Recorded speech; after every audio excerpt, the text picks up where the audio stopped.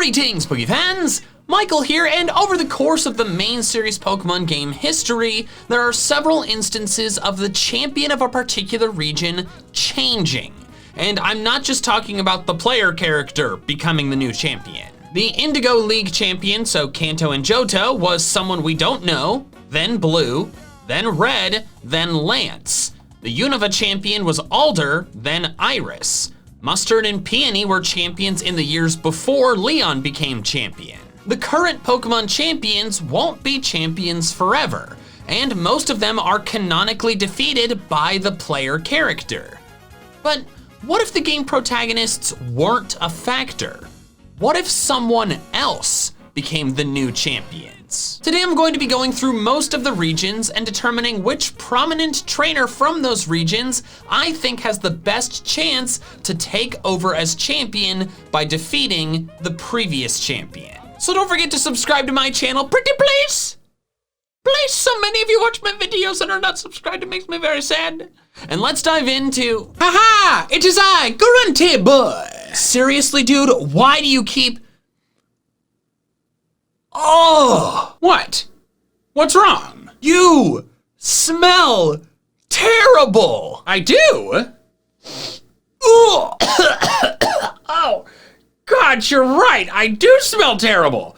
Probably because I stopped bathing. Are you insane? Why would you do that? Well, see, I was bathing a few weeks ago, and then I just started reading my soap's label, and then saw how many harsh chemicals were in it. Freaked me out, and I haven't used it since. Well, how about instead of stopping bathing completely, you just use a soap with natural ingredients, like the sponsor of this video, Dr. Squatch. I started using their soap recently, and it's really changed the way I shower. It feels really good on my skin and smells amazing, and it gets me in a good mood at the start of the day. My favorite scent is grapefruit IPA, but I also really like pine tar. Ooh, okay, I'm intrigued. I'm gonna go test some out. Do you want the link to their website or? Nope, just gonna break into your house and use yours. Wait, hold on, no.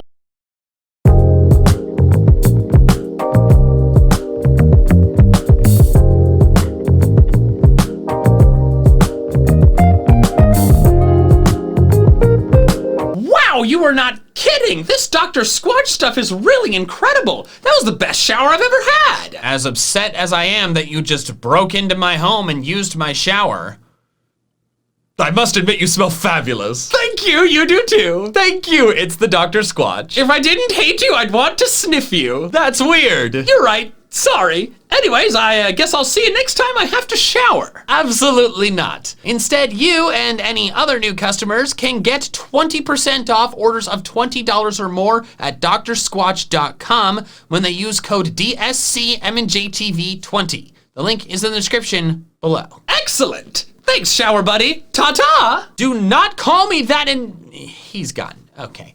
Anyways, thanks so much to Dr. Squatch for sponsoring this video, but now let's dive into figuring out who could be the new champions. First off is the Indigo League. The most current champion we are canonically aware of is Lance, the Dragon Master, who's actually more of a bird keeper. Well, actually, there's also Trace from Let's Go, but that's a weird alternate universe story where like Blue and Red they do different things, and that's just, I don't want to mess with it, to be perfectly honest. Trace is not as interesting as Lance, and also he gets beat by the protagonist immediately, like Blue did. So to keep things simple, I'm focusing on just the original version of the Kanto events, where Blue becomes champion, then Red beats him, then Red disappears, and Lance becomes champion. Lance's champion team, the most recent being his Heart Gold Soul Silver team, is a force to be reckoned with. Half the team is pseudo-legendary Dragon-type Pokemon, both for the initial battle and the rematch. He will not be easy to beat, but I think we can find someone who could topple him. Let's look at potential candidates. The first category of candidate I want to look at are final gym leaders. There's a precedent set before for 8th gym leaders becoming champion, both Wallace and Iris having done so. The 8th gym leader in Kanto is Blue, and he could definitely defeat Lance. His team is far more diverse than Lance's, and if his Rhydon and Gyarados stay healthy, he could potentially win with just those two. But regardless of his team, we know that Blue could beat Lance because he's done it before. When Blue became champion, he had to defeat Elite Four member Lance to do it. Now, Lance is stronger now, but so is Blue. Blue absolutely could become the champion because he's done it before, but that's actually why I don't think he's the best candidate. Blue has already been champion, and while he's got the embarrassing subtitle of having only been champion for about an hour, he did become the champion and is on the list. I simply don't think he has enough of a desire to become the champion again. He's done it before, he's got a nice comfy position as the Viridian City gym leader, and he can travel around as much as he wants. Plus, he's probably terrified that if he becomes champion again, Red's gonna reappear out of nowhere an hour later and crush him again. Speaking of Red, Red is in a very similar situation to Blue. He could beat Lance, but he's not going to. He was champion and willingly left to go freeze on a mountaintop. He's not coming back to beat Lance again anytime soon. The other final gym leader is Claire, who is not only a fellow Dragon Master, but she's also Lance's cousin. While I know she would absolutely love to defeat Lance, I don't think she can. Claire is basically the same as Lance, but worse. Even at the latest possible battle with her in Heart Gold and Soul Silver, she still has failed to fully evolve her entire team, having a Dragonair. Additionally, she has canonically not been able to defeat Lance, and I think even with more extensive training, she still wouldn't be able to. Another thing holding her back is the fact that they both use dragon types. Her ace Kingdra can be very challenging to beat because in the Johto games, prior to the introduction of the fairy type, her Kingdra only had one weakness, dragon. Well, guess what? That's Lance's whole freaking team. Well, half of it, but still, that was a really big advantage that Claire had, but now it's a really big disadvantage. And in addition to her inferior battling capabilities, she's also way less mature than Lance. She talks about herself as the world's best Dragon Master, despite Lance literally being champion at the same time. She also storms off and throws a tantrum when you beat her, forcing you to go through that whole Dragon's Den nonsense just to get your freaking badge that you earned by beating her. Is supposed to be a grown woman and she's acting like a child. Compare that to Lance, who always accepts defeat gracefully. I don't think Claire could ever defeat Lance because not only is she less skilled, but she lacks the emotional intelligence necessary to succeed at a high level. This might seem like a really harsh roasting of Claire, because it is, I don't like her. So neither Blue nor Claire fit the bill here. So where else can we select a potential new champion from? Well, the Elite Four, of course. Lance himself is an Elite Four member turned champion, and he was the whole inspiration behind my video if every Elite Four member became champion. So let's look at the Elite Four members. Will could potentially beat Lance if he trained up quite a bit, since after all, he is the weakest member. His Jinx and Slowbro are certainly the most useful, and if using his rematch team under Gen 6 or later mechanics, his fairy-type Gardevoir would be quite useful. For Koga, I could see him beating Lance as well. His main strategy tends to be a lot of poison stalling, which could work, but could also fail due to Lance's full restores. I also think Koga deserves some extra props because he put in the work and trained hard enough to move up from being a gym leader to an Elite Four member, despite his older age.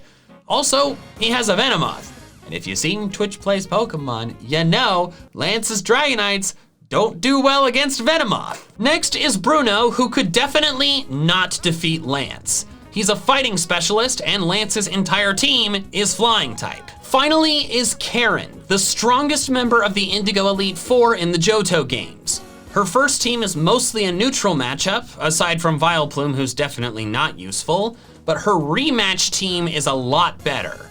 The addition of Weavile gives her a fast and strong Ice-type attacker, something that could absolutely devastate Lance's team. Her other Pokemon aren't pushovers either. Between Will, Koga, and Karen, I think Karen has the best chance. Weavile is just so incredibly good against Lance's team, with 4 of the 6 members of his rematch team being 4 times weak to ice. The rest of her team is solidly strong too, and are not weak to Lance's stab attacks. It would not be an easy battle for her. Well, maybe it would. If Weavile was high enough level and could outspeed all of Lance's Pokemon, and was strong enough to OHKO the 4 times weak to ice ones, then maybe she could just sweep with it and win. I mean, she'd have to deal with Charizard and Gyarados, but she could do that with her other Pokemon. So like, I think she could do it. Also, I should mention in my Elite Four to Champion video, I gave her more than one Tyranitar, because if she's the champion, she should get to use a pseudo-legendary.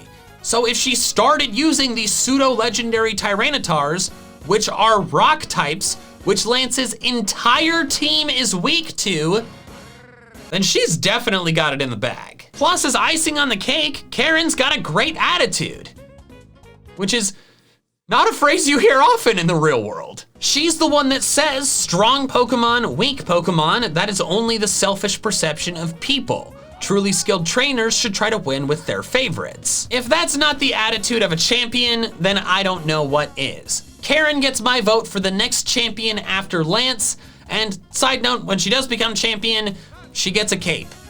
Because apparently if you go from not being champion to being champion, you get fancier clothes. Next is the Hoenn League champion, Steven.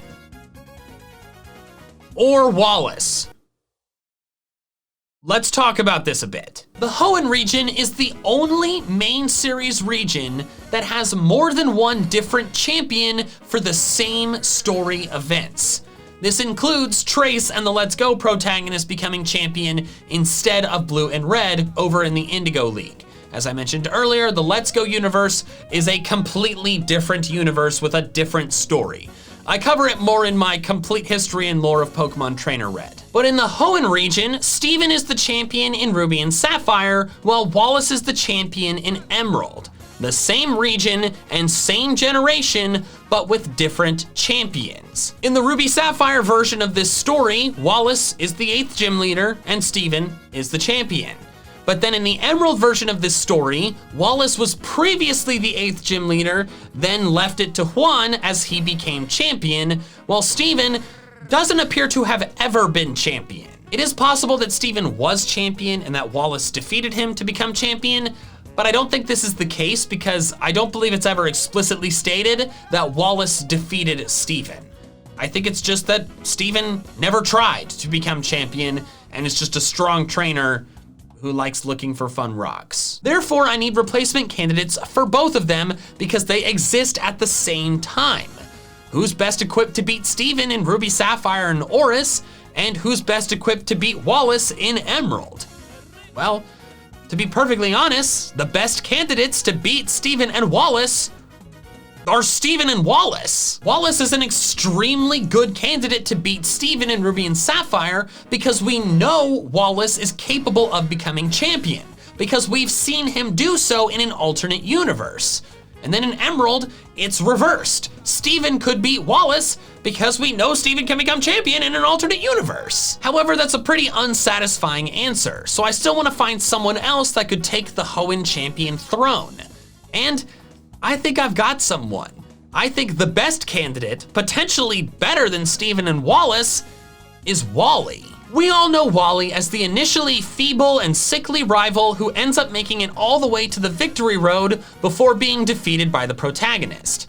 But what less people know is that in Oris, he keeps training. If you get a 50 streak at the Battle Mason, you can battle him with a stronger version of his victory road team, but then after that battle, his team is freaking stacked.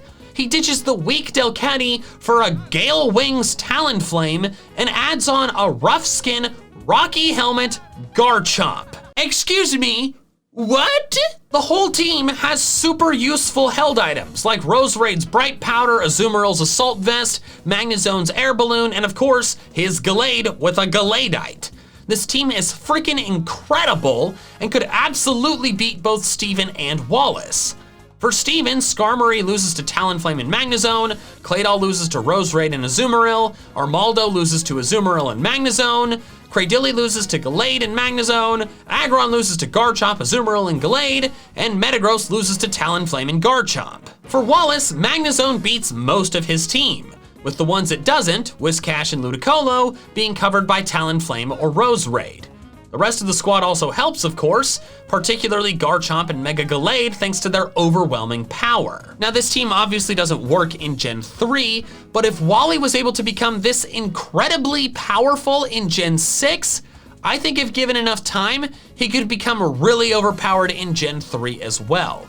I know I said Steven and Wallace were the best candidates to beat each other, but honestly, with this team, Wally has the best chance. Now on to Sinnoh, one of only 2 regions where we only know of 1 champion ever. Of course, there were others, but we only know about 1. That one being the iconic Cynthia. Cynthia is widely considered to be one of the toughest champions to defeat, having these 2 different teams across Diamond, Pearl, and Platinum. Her Garchomp can fall to an ice move, but if it doesn't, it's probably gonna KO whatever you have on the field. Cynthia is the first champion we're covering in this video that has a very type diverse team, which means that trainers with a specific type specialty are really gonna struggle against her. So for example, the 8th gym leader of this region, Volkner, is screwed because his entire team loses to Garchomp. The Elite 4 are all type specialists, so I don't really think I need to look at them. And the Frontier Brains, while I think they could be strong enough to do it, I'm not really gonna go over them. They're already really freaking powerful and are the best of the best. I don't really think they have much incentive to leave the battle frontier. And also they do weird things with legendaries and it's just like, I don't wanna mess with that. Someone else I could consider is Barry. After all, battling talent runs in the family due to his dad being Palmer. His team is diverse and the Pokemon in it are reasonably strong.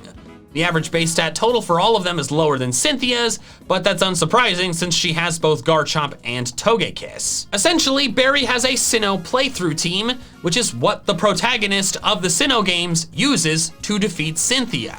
I think if the protagonist weren't in the way to crush Barry's dreams, then he'd have a decent chance. However, I don't think he's the absolute best candidate, because we need to look at one more group of trainers. The stat trainers. These are the trainers you partner with for multi-battles at various points in the story. Cheryl, Riley, Buck, Mira, and Marley. They are called stat trainers because each specializes in one primary stat, aside from Buck, who specializes in both types of defense. While they only use one Pokemon when teaming up with them throughout the Sinnoh region, they can also be battled in the Battleground Cafe in the post-game of Pokemon Platinum. All of them have solidly impressive teams, but the most impressive teams to me are Marley's and Riley's. Marley's team is the embodiment of gotta go fast. Cynthia's fastest Pokemon is Garchomp, and every member of Marley's team except Arcanine outspeeds it. Weavile is a massive help against Garchomp, and with just 5 Pokemon, she has super effective stab for all of Cynthia's Pokemon, except the no weaknesses in Gen 4 Spiritomb. Her team is kinda frail though, so that can be a problem if she's not able to OHKO the Pokemon she is outspeeding. I think she's got a decent chance of beating Cynthia, but I think Riley has a better chance. Riley is the attack stat expert, and look at this frickin' team. This man has 2 pseudo-legendary Pokemon, Salamence and Metagross, which is one more than Cynthia has. The sheer power of them could probably handle most of Cynthia's team on their own, but he still has the strong backup Pokemon of Lucario, Ursaring, and Absol. Yes, they are all physical attackers, but Cynthia has no Pokemon with Will-O-Wisp or Intimidate, so I think it's okay. Admittedly, Riley doesn't have a perfect answer for Garchomp, since while Salamence can use Intimidate to drop Garchomp's attacks, Garchomp is still faster. But Riley only has 5 Pokemon here. All he'd have to do is add on a Weavile or Mamoswine, 2 Pokemon with high attack and therefore candidates for his team, and he'd be golden. And it's not just his team that's good. Riley himself is clearly a mature and capable person. He's the only in-game universe person we know that can use Aura, which is gonna make him more in touch with his Pokemon, especially his Lucario, compared to most, if not all, other trainers. Additionally, he's known to be strong. Byron has apparently offered him a gym leader position in the past, but he turned it down so Rourke could have the position instead. Barry and Marley are solid candidates, but I think Riley is the best candidate to dethrone Cynthia. But let's be honest, no one's gonna beat Cynthia. If she's not champion anymore, it's because she retired. She's the best. Next up is the most recent Unova champion, Iris. She's a dragon specialist like Lance, but also like Lance, her team is only half dragon types. It ends up being substantially more diverse than Lance's team though. but still with some weakness overlaps, like Archeops and Aggron sharing a water weakness, Lapras and Archeops sharing an electric weakness, and Aggron and Lapras sharing a fighting weakness, which Hydreigon deals with too. The first candidate to look at is the 8th gym leader, which in Black 2 and White 2 is Marlin. He's a water specialist, and I think that hurts his chances a lot. Most of Iris's team resists water, which means his primary stab attacks are hamstrung. While his Pokemon do carry ice moves, the only one that does so with stab is Cloyster from his World Leaders Tournament team, and that thing dies to one Charge Beam from Hydreigon. What about the Unova rivals? Well, Cheren and Bianca I don't think are really candidates. They tried the whole go to the Elite Four, beat the champion thing in Black and White, but then that didn't work out, so they found other careers. I don't foresee them trying again anytime soon. Hugh is a better candidate with a decently diverse team, but his answers for Iris's dragon types aren't the best. Since while he does have a dragon type of his own, Flygon, it's less powerful than Haxorus and Hydreigon.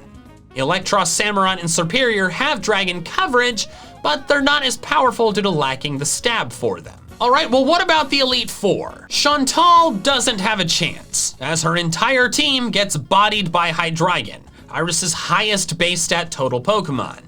If Frostlass takes down the Hydreigon, Chantal might have a chance, but depending so much on that one Pokemon to beat Iris's strongest really hurts her chances. Grimsley has a better chance, but his Pokemon are mostly a neutral matchup against Iris. His Crocodile has Outrage, but that's just one move. I think he would need more of an advantage to make that work. Caitlin's Metagross really helps her chances, but her team has the same problem as Chantal's. All of them are crushed by Hydreigon. Well, aside from Gallade, but she'd be depending way too much on just that one Pokemon. But then we have Marshall, the fighting specialist. While his team has limited coverage against dragon types, it's important to remember that half of Iris's team, Hydreigon, Lapras, and Aggron, are actually weak to fighting.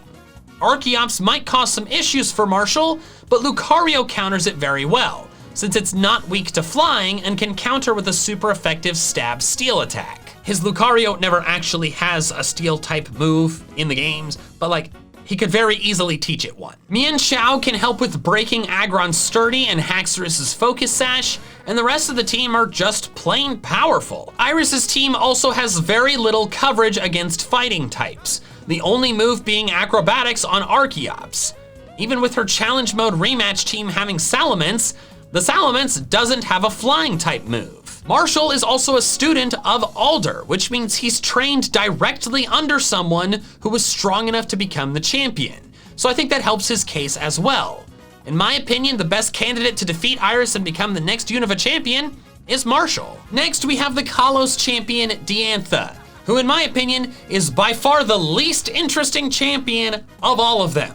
She's only in 2 games, X and Y, no other appearances or mentions anywhere else, and also is barely in the 2 games that she's in. These are all of her lines prior to fighting her in the Pokemon League. That's it. It's 2 brief conversations about meaningless garbage. She's barely involved in the plot at all.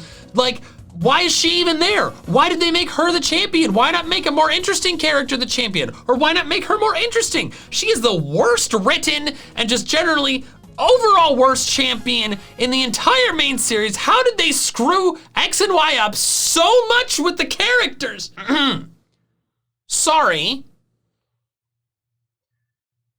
Let's just figure out who could beat her. Diantha's team is mostly diverse, but it has quite a few overlapping weaknesses. Half her team is weak to steel, half is weak to fairy, and half is weak to ice. Her Goodra and Mega Gardevoir are very powerful foes to contend with though, and whoever beats her must have ways to deal with them.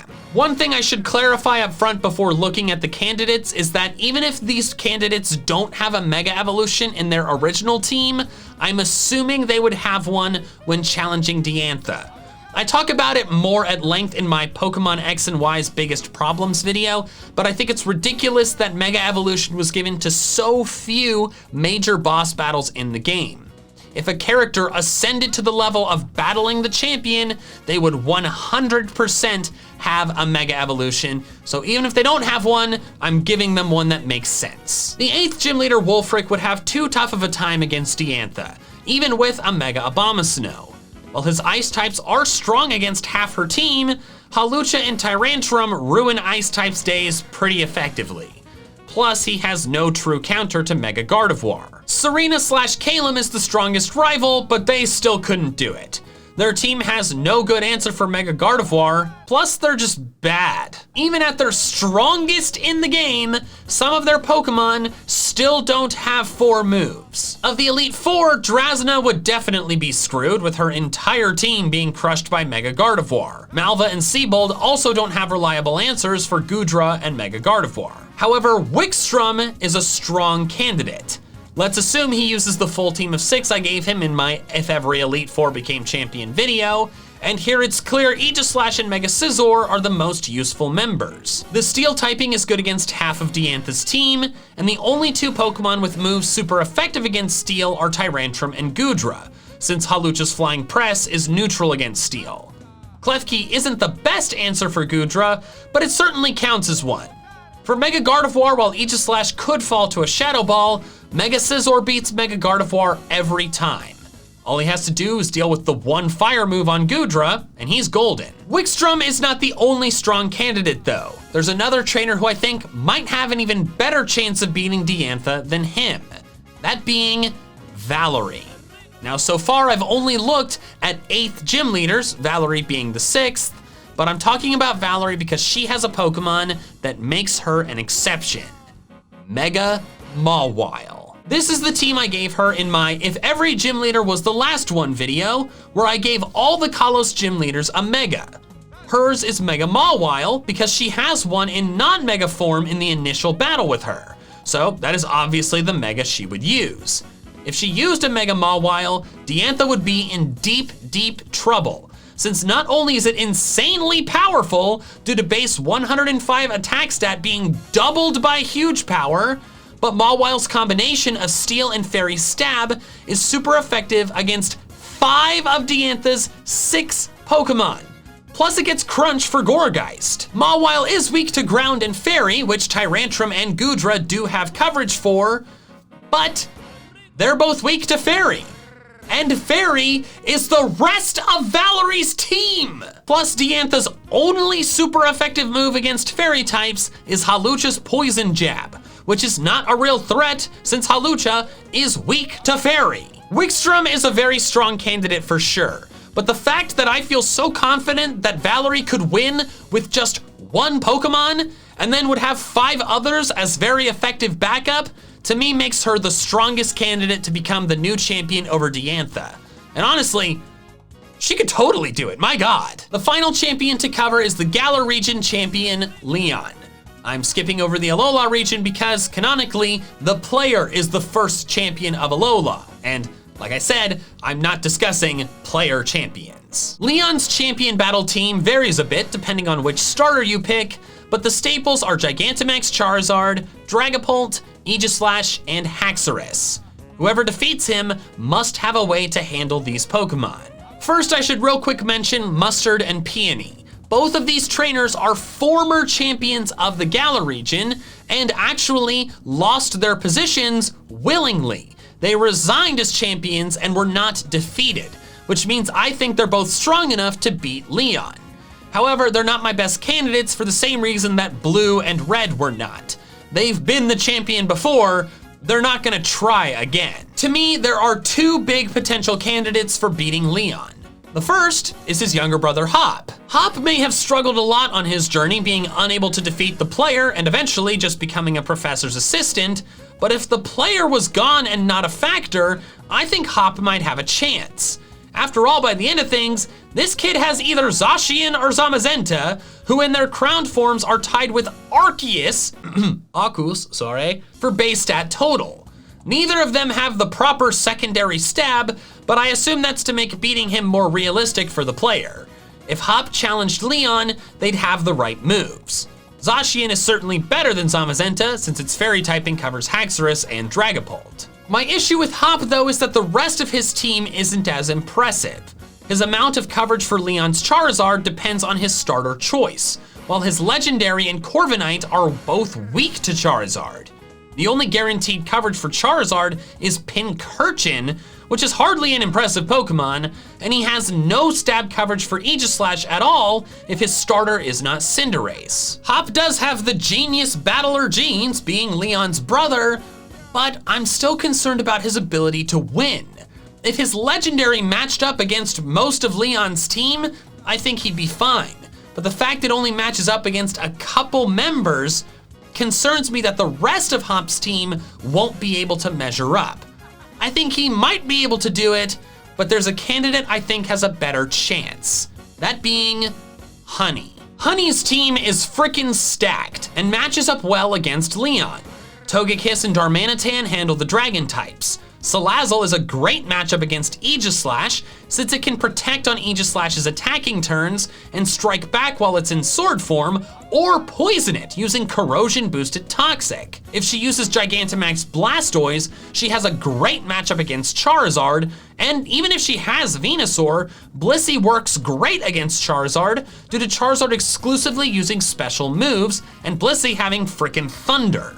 Darmanitan is riskier due to its Ice type, but we also know that if it lands one Gorilla Tactics Stone Edge on Charizard, the Charizard is dead. Plus, in addition to her team, we know she's an incredibly talented battler. Her rare league card says she quickly developed a talent for battle, and the rumor among dojo students is that she may even be on par with Mustard himself. Her battling skills on par with the person who holds the record for the longest stint as Galar champion? Oh yeah, she could definitely beat Leon. So if all of my top candidates ended up winning to become the new champion of their respective regions, the new champions would be Karen for the Indigo League, Wally for the Hoenn League, Riley for the Sinnoh League, Marshall for the Unova League, Valerie for the Kalos League, and Honey for the Galar League. A pretty interesting roster if I do say so myself. Thanks so much for watching, and an extra special thanks to my patrons over on Patreon. We're helping support my channel independent of fluctuating YouTube ad rates. If you want to help support me in the same way, the link is in the description below.